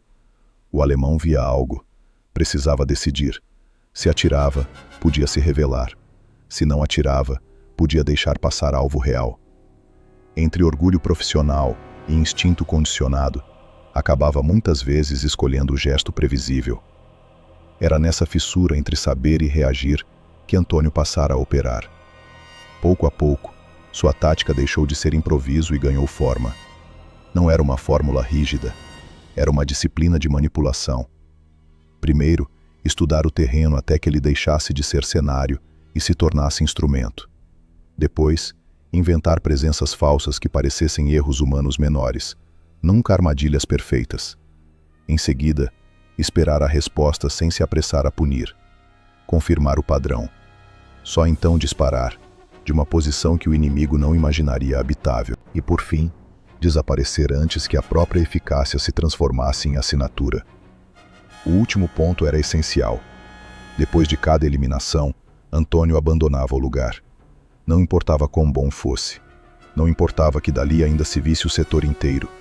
Um ponto de tiro, pensava, morre no exato momento em que prova seu valor. Permanecer por confiança equivaleria a acender lanterninha para o inimigo. Por isso, muitas vezes gastava mais energia saindo do que atirando. Rastejava por quintais afundados, passava por buracos estreitos, cruzava trechos de parede onde uma silhueta errada bastaria para receber bala. Fazia tudo isso não com pressa, mas com ausência de ruído, como se a retirada fosse parte da própria armadilha. Em menos de uma semana, os resultados ficaram nítidos demais para continuarem sendo tratados como acaso. 2 atiradores inimigos confirmados caíram em dias seguidos. Um terceiro, talvez observador, foi atingido ao se expor depois de um falso movimento perto de uma cocheira em ruínas. Houve também longos períodos em que o setor simplesmente respirou melhor. Mensageiros passaram com menos sobressalto. Cozinhas improvisadas fumegaram por mais tempo antes de serem castigadas. Um grupo conseguiu retirar um ferido ao entardecer, sem receber o disparo quase obrigatório que antes acompanhava qualquer tentativa semelhante. Os homens não sabiam exatamente como Antônio fazia o que fazia. Começaram a notar apenas que, perto dele, o medo mudava de direção. Antes, O tiro alemão ditava o ritmo do dia. Agora, às vezes, era o silêncio do lado deles que parecia pressionar o outro lado. Essa inversão, embora sutil, teve efeito maior do que qualquer discurso de moral. Homens exaustos não precisam de grandes palavras quando percebem, na prática, que o inimigo também pode ser forçado a hesitar. Antônio, porém, não se iludia. Sabia que todo método bem-sucedido atrai estudo. Os alemães não permaneceriam para sempre reagindo como nas primeiras vezes. Também aprenderiam. Também começariam a procurar padrões, pontos improváveis, sequências de engodo.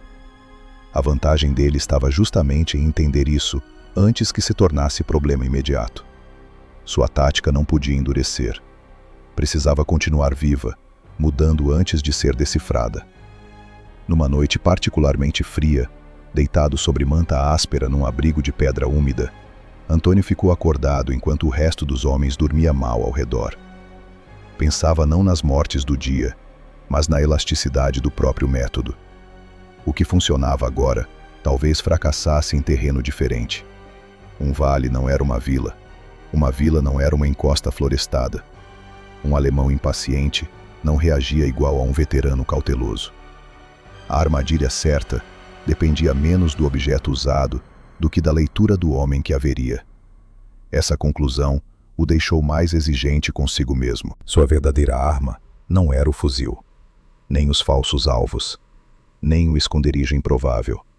Era a capacidade de imaginar o reflexo do outro antes que ele acontecesse. Quando adormeceu, já perto da madrugada, trazia no corpo o cansaço duro dos dias úteis e na mente uma certeza que não se permitia formular em voz alta. Encontrara, enfim, uma maneira de caçar naquela guerra sem lutar segundo as regras que o inimigo esperava. Não precisava disputar com os alemães o título de melhor atirador dentro do manual deles. Bastava obrigá-los a sair dele. E, uma vez fora do manual, até um homem treinado por exércitos antigos podia morrer como qualquer criatura surpreendida no momento exato em que acreditava estar no controle. A mudança no comportamento alemão não foi imediata, mas tornou-se impossível de ignorar depois de alguns dias. Os tiros rarearam em certos setores, como se o inimigo houvesse decidido economizar confiança. Em outros, ao contrário, surgiram disparos mais calculados, menos ansiosos, menos fáceis de provocar com as pequenas iscas que até então haviam funcionado. Antônio percebeu isso antes de qualquer oficial comentar. A cadência havia mudado. O silêncio também. Já não era o silêncio do predador satisfeito. Era o silêncio de quem estudava. Numa manhã de céu baixo e vento duro, um episódio confirmou sua suspeita. Um dos capacetes falsos apareceu por segundos na borda de um muro destruído, exatamente como em dias anteriores. Nenhum tiro veio. Minutos depois, uma tira de tecido moveu-se numa fresta de parede. Nada. Somente quase uma hora depois, quando não havia mais qualquer isca visível, uma bala atingiu a pedra a menos de um palmo da abertura por onde Antônio vinha observando. Não fora um disparo de reflexo. Fora uma sondagem. Ele não se mexeu. Esperou mais alguns segundos, depois alguns minutos, imóvel a ponto de sentir a própria nuca latejar com atenção. Nenhum segundo tiro veio. O inimigo testara o lugar e decidira não insistir sem confirmação. Isso bastou. Do outro lado da linha, havia agora alguém que não se deixava arrastar com a mesma facilidade. Alguém que já aceitara a possibilidade de estar sendo manipulado. Naquela noite, o tenente que comandava o setor trouxe a notícia em voz baixa, quase como quem teme dar forma excessiva ao problema. Interceptaram conversa de rádio. Parece que os alemães mandaram gente nova para cá. Antônio ergueu os olhos. Que gente? Especialista, atirador e equipe de observação. Vieram de outro setor da frente. Um capitão qualquer. Nome estrangeiro demais para eu guardar. O oficial tentou parecer casual, mas havia inquietação sob o cansaço. Os brasileiros, como todos naquele fronte, aprendiam rapidamente a reconhecer diferença entre o perigo comum e o perigo qualificado. Um atirador ordinário podia matar. Um atirador estudioso desorganizava tudo ao redor. Antônio não fez perguntas desnecessárias. Não precisava do nome. Precisava dos sinais. e eles já estavam ali. Nos 2 dias seguintes, a disputa mudou de nível. As antigas armadilhas continuaram provocando resposta, mas nunca da mesma forma. O inimigo começou a atirar não no centro aparente do alvo falso, e sim ao redor, como quem tentava descobrir o observador que inevitavelmente acompanharia o efeito. Um capacete surgia acima de um muro. O tiro alemão agora às vezes vinha abaixo, buscando a fenda de onde alguém poderia estar olhando. Um pedaço de pano tremulava numa janela. A bala atingia a quina oposta, não o tecido. Havia método nessa correção. O homem do outro lado não queria apenas negar a ilusão. Queria descobrir quem a construía. Antônio compreendeu que a caça havia se tornado recíproca. Até então, ele conduzira o comportamento alheio a partir do reflexo. Agora encontrava pela frente alguém capaz de suportar a dúvida por mais tempo. Um adversário disposto a perder a presa pequena para alcançar a maior. Isso exigia outro tipo de resposta. Não bastava continuar oferecendo iscas. Era preciso, antes de tudo, descobrir como esse novo inimigo pensava, onde colocava a paciência e em que momento julgava que o ganho compensava o risco. Passou então a observá-lo como antes observara o sistema inteiro. Durante 3 dias quase não disparou. Mudou menos de posição do que gostaria, justamente para não produzir um desenho fácil de ler. E começou a estudar não só onde caíam os tiros, mas onde não caíam. O vazio dizia tanto quanto o impacto. O novo alemão ignorava oportunidades que outros teriam aceitado. Deixava passar certos movimentos duvidosos. Só reagia quando o cenário oferecia mais de um elemento coerente. Não confiava em aparições isoladas. Esperava contexto. Essa conclusão veio numa tarde de neblina fina, quando Antônio percebeu que um pano simulando o ombro, atrás de uma parede, não provocara nada. Mas, 20 minutos depois, uma combinação de 2 sinais em setores próximos, um brilho breve semelhante a metal e um falso capacete baixo demais, geraram um disparo quase instantâneo. O homem do outro lado trabalhava por convergência. Precisava que o campo lhe dissesse a mesma história por mais de um indício. Era um profissional. Lopes, que continuava auxiliando Antônio nas pequenas operações, percebeu o peso novo na situação antes mesmo de entendê-la por inteiro. Mudou, não mudou? Mudou. É melhor que os outros? Antônio demorou a responder. É mais paciente. Lopes cuspiu de lado e ajustou a correia do fuzil. Isso costuma ser pior. Era. Na madrugada seguinte, Antônio decidiu que observar já não bastava. Precisava obrigar o alemão a dar um passo além da prudência. Não um erro grosseiro, um pequeno excesso de confiança, o bastante para abrir a menor fresta possível. A armadilha teria de ser montada não contra o reflexo, como nas primeiras vezes, mas contra a própria inteligência do adversário. Escolheu para isso um cenário mais elaborado. Num trecho do setor onde as ruínas de uma casa grande se uniam a um pomar devastado e a um antigo muro de contenção, construiu uma narrativa visual lenta, espaçada ao longo de horas. Primeiro, deixou surgir uma forma baixa entre pedras, nada conclusiva, quase descartável. Depois, muito mais tarde, fez aparecer um pedaço de manta cinzenta no andar superior da casa em ruínas, como se um observador mal escondido se movesse discretamente. Não houve tiro. Como esperava. O alemão estudava. Por fim, no final da tarde, quando a luz piorava e os contornos se confundiam mais facilmente, fez com que uma pequena sombra de metal brilhasse por um instante perto do muro do pomar, em posição compatível com um atirador que estivesse cobrindo a suposta janela do andar superior. Era a primeira vez que Antônio tentava enganar não um impulso, mas uma análise. Instalou-se, para observar a resposta, num lugar que lhe custou quase meia hora de preparação. O interior colapsado de um celeiro, entre tábuas queimadas e uma massa de barro seco que lhe permitia enxergar por uma rachadura estreita ao nível do chão. O corpo precisou ser torcido mais do que de costume. O braço esquerdo ficou preso sob o próprio peso. A respiração só funcionava bem se mantida curta e disciplinada. Perfeito. Um homem racional do outro lado dificilmente procuraria fogo vindo dali. A posição era tão ruim que parecia absurda. Exatamente por isso servia. Esperou. A tarde foi se dissolvendo devagar no cinza. Nada aconteceu por longos minutos. Antônio começou a sentir a dormência subir pelos dedos, quando, enfim, viu o que procurava. Não um lampejo de tiro, mas o deslocamento mínimo de uma sombra atrás de uma abertura alta, muito mais à direita do que vinha supondo. Não era tiro, era observação. O alemão estava confirmando a coerência do quadro. Observava a janela falsa, calculava o suposto apoio no muro, media o campo. Antônio não fez menção de aproveitar aquilo. A exposição ainda era pequena demais. O outro recuou.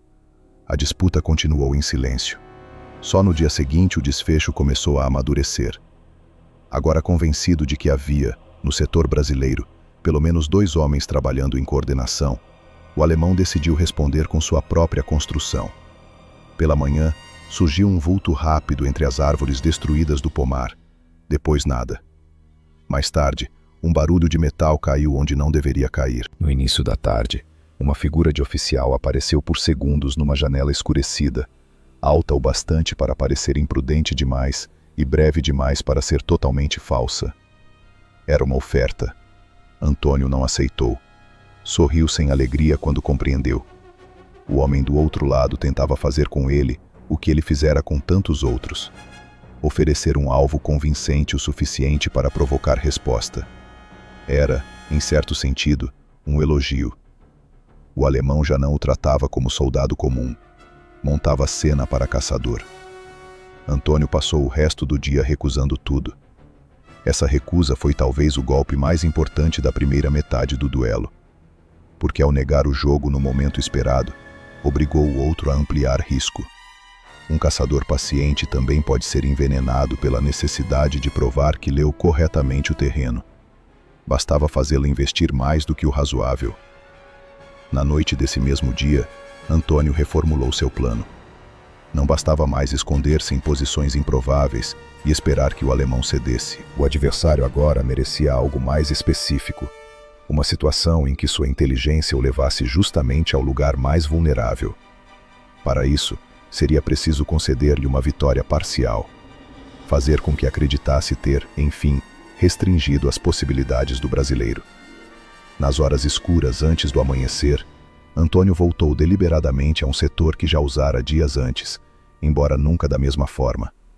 Sabia que o novo alemão, se vinha mesmo estudando com rigor, teria notado a relação entre certas iscas, certas rotas de retirada e algumas zonas favoráveis do terreno.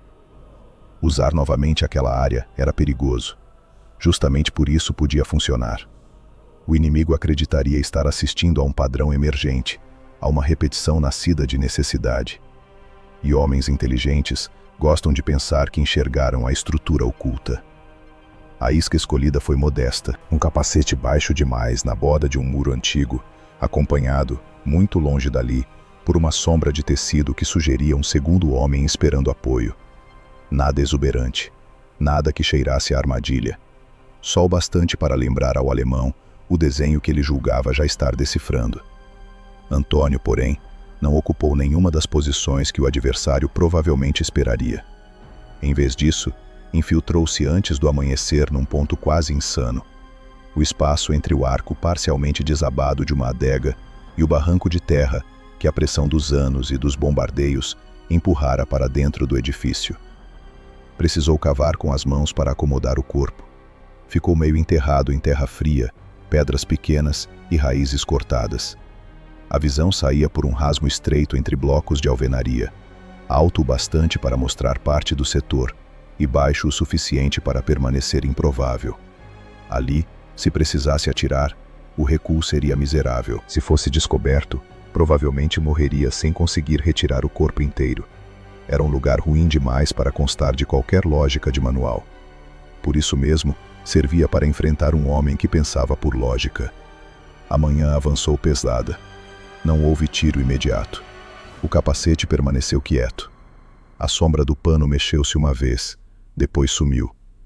Antônio esperou sem confiar na própria esperança. Aos poucos começou a sentir que o alemão mordera a isca não pelo gatilho, mas pela atenção.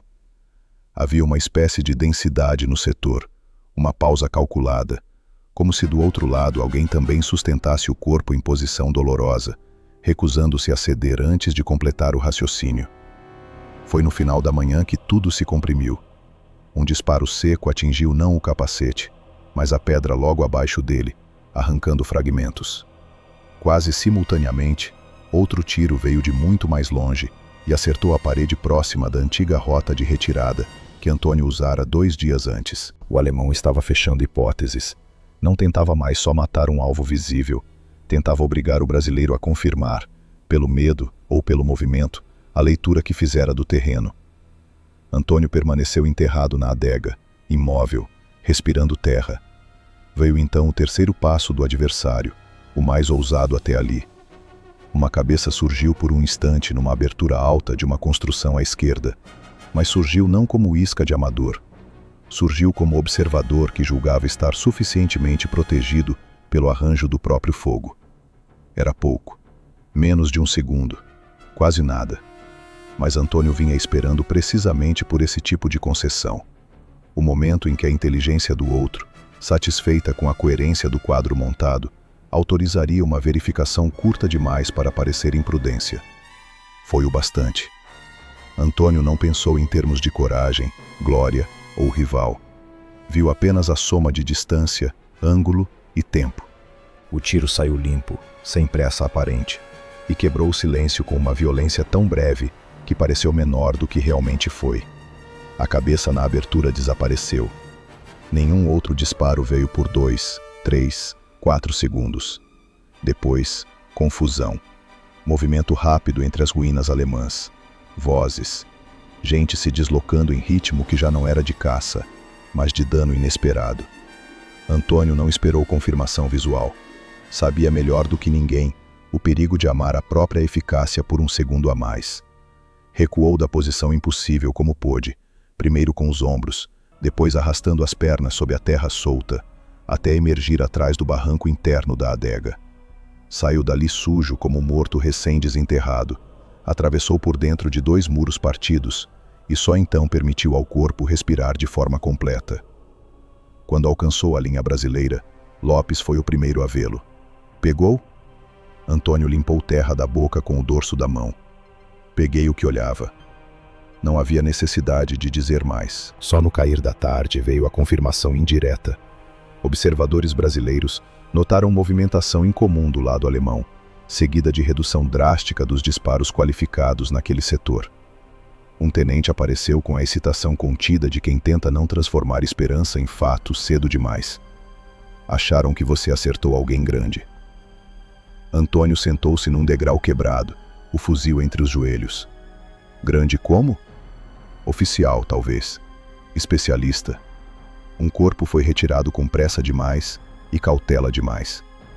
Antônio não respondeu. Não precisava. Já sabia pelo comportamento posterior. O setor alemão perdera não apenas um homem, mas um centro de leitura. Naquela noite o frio pareceu menos úmido, embora talvez fosse apenas cansaço.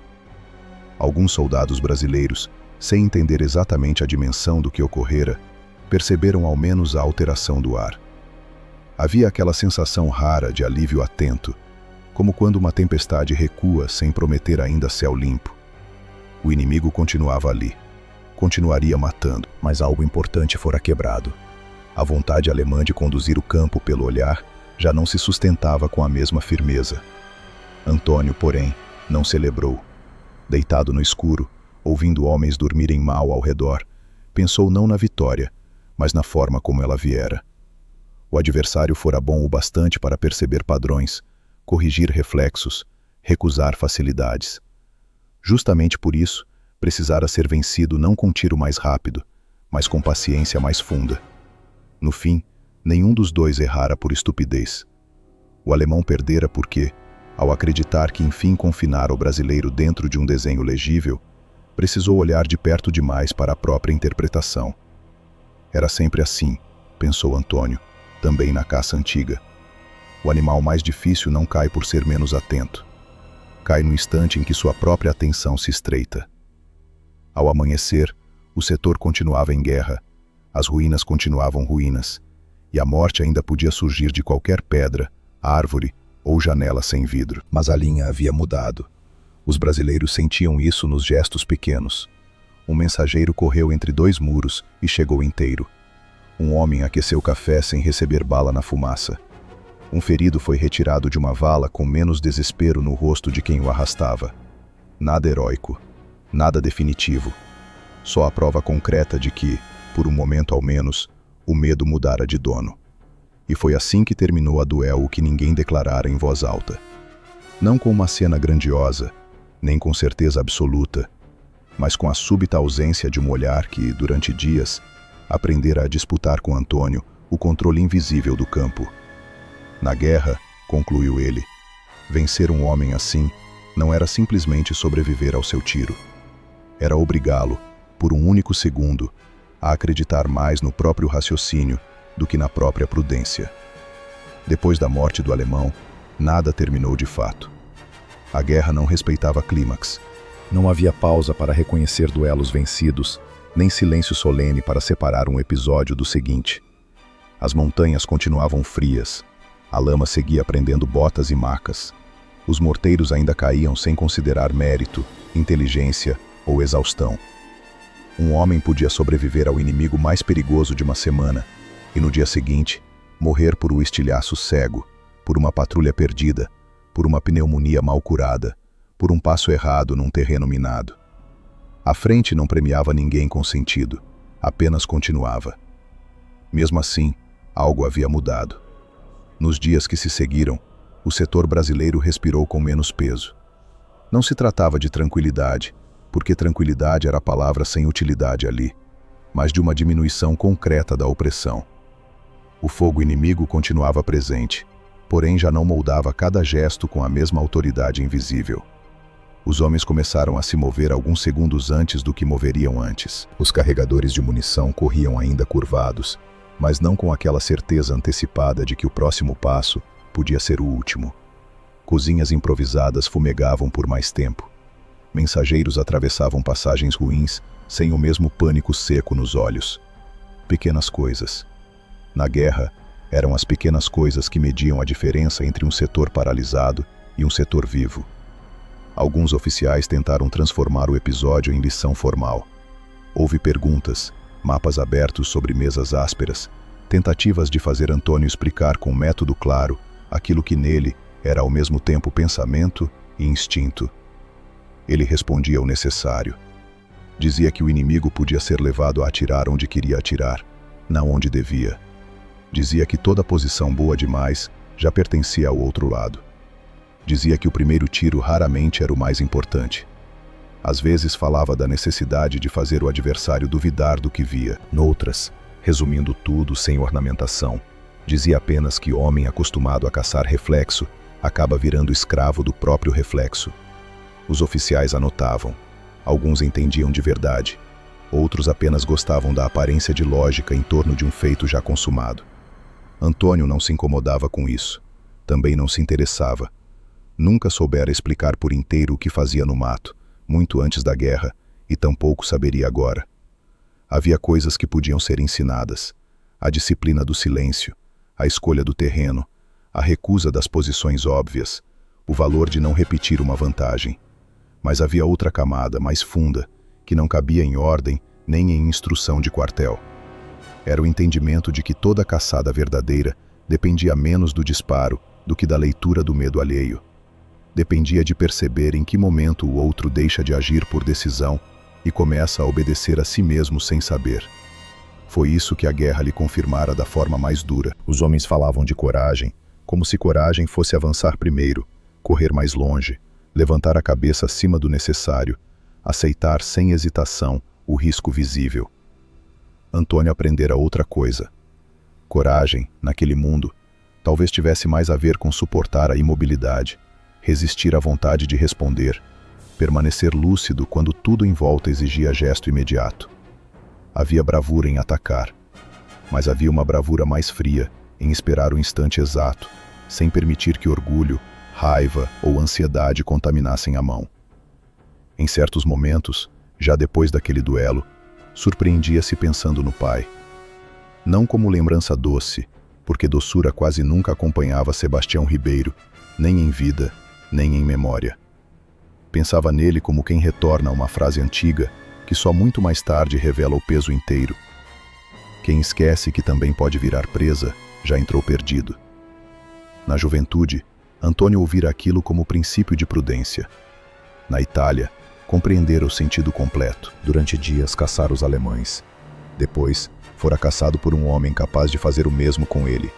Vencera, sim, mas vencera apenas porque aceitou que a caçada nunca era unilateral. O instante em que um homem se acredita somente caçador já marca o início da sua derrota. Essa certeza o tornava mais sóbrio que orgulhoso. Não havia nele gosto por triunfo, nem sede de fama. Quando algum companheiro o olhava com admiração maior do que ele considerava saudável, desviava o assunto ou se calava.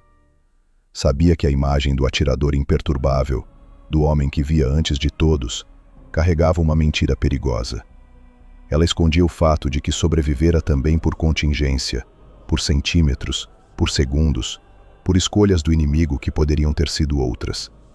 Em mais de uma posição impossível, bastaria um cálculo ligeiramente diferente do outro lado para que seu corpo acabasse abandonado entre pedras italianas, sem nenhuma explicação nobre. A guerra, pensava, não faz gênios, faz sobreviventes provisórios. Essa percepção não o tornou amargo, apenas mais exato. Começou a olhar em volta e ver com clareza maior a distância entre o discurso e a matéria do que viviam. Os comunicados falavam em avanço, honra, resistência, dever. Tudo isso talvez fosse verdadeiro em algum plano alto e distante, mas a matéria concreta da guerra era outra. Frio entrando pela roupa molhada, homens dormindo sentados porque o chão alagava, café ruim partilhado em silêncio, cartas relidas até apagar a tinta, medo que passava de um rosto a outro sem precisar ser nomeado, corpos retirados depressa antes que o dia inteiro se organizasse em torno da sua presença. E, no entanto, era justamente nesse mundo sem grandeza que surgia algo parecido com sentido. Não o sentido abstrato das bandeiras, o outro, o pequeno, o de impedir que um rapaz fosse morto ao levar munição por um trecho de muro, o de permitir que um ferido fosse puxado de volta, o de reduzir por algumas horas o domínio invisível de um inimigo sobre a respiração de todos. Antônio talvez não lutasse pela guerra como palavra, mas lutava por isso, pela parcela mínima de vida que ainda podia ser salva dentro dela. Essa conclusão não lhe trouxe paz. Paz era coisa de outro mundo, de outra estação, de outro homem, mas trouxe medida. Bastava. Numa tarde particularmente fria, enquanto observava ao longe um vilarejo italiano meio destruído, com uma torre de igreja quebrada e fumaça saindo de 2 chaminés sobreviventes, Antônio se deu conta de que já não conseguiria voltar inteiro ao que fora antes. Não porque tivesse perdido inocência. Essa palavra lhe parecia limpa demais. O que perdera fora outra coisa. A possibilidade de viver sem perceber, em cada gesto repetido, o contorno da vulnerabilidade. Depois da guerra, se houvesse depois, talvez ainda reconhecesse cheiro de terra molhada, linha de serra ao amanhecer, rumor de água correndo entre pedras. Talvez ainda caçasse. Talvez ainda sentisse o corpo se acalmar ao entrar no mato. Mas saberia demais. Veria demais. Um galho partido deixaria de ser apenas sinal de animal. Poderia lembrar a aproximação humana. Uma pausa longa no canto dos pássaros já não seria só natureza. Traria consigo outra camada. O mundo não voltava a ser simples depois que se aprendia a ler a morte em detalhes tão pequenos. Ainda assim, havia algo em Antônio que permanecia intacto, ou quase. Não a inocência, certamente. Nem a juventude. Talvez o núcleo duro da disciplina que o pai lhe ensinara, sem nunca chamá-la assim. Esperar. Ver. Não desperdiçar gesto. Não confundir impulso com necessidade. Aceitar que o terreno sempre sabe mais do que o homem apressado. Essas lições, arrancadas da terra mineira muito antes da Itália, não haviam sido destruídas pela guerra.